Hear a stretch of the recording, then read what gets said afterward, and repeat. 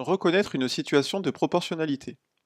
Dire que deux grandeurs sont proportionnelles signifie que l'une est obtenue en multipliant l'autre par un nombre appelé coefficient de proportionnalité. Par exemple, la quantité de carburant mis dans le réservoir d'un véhicule et le prix à payer sont deux quantités proportionnelles. Le coefficient de proportionnalité est alors le prix à payer pour mettre 1 litre de carburant. De même, la masse de fruits en kilos ou de légumes achetés et le prix à payer sont deux quantités qui sont proportionnelles. Le coefficient de proportionnalité est alors le prix d'1 kilogramme de fruits ou de légumes.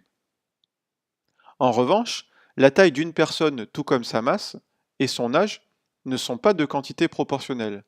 En effet, si une personne mesure 1 mètre à 2 ans, elle ne mesurera pas 4 mètres à 8 ans.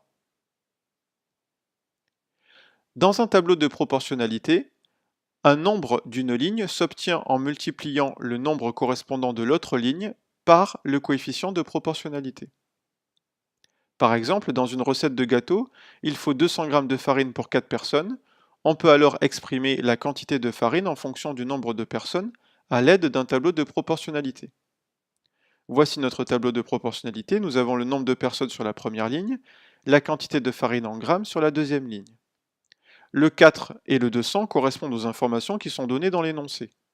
Pour obtenir le coefficient de proportionnalité, on effectue donc la division suivante, 200 g de farine divisé par 4 personnes, ce qui nous donne 50.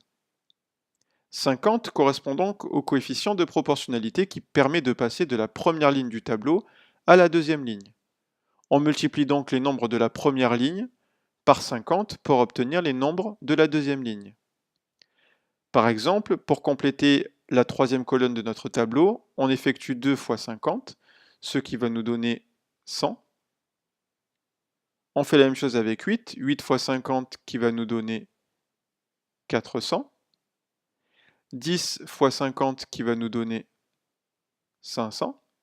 Et 24 fois 50 qui va nous donner 1200.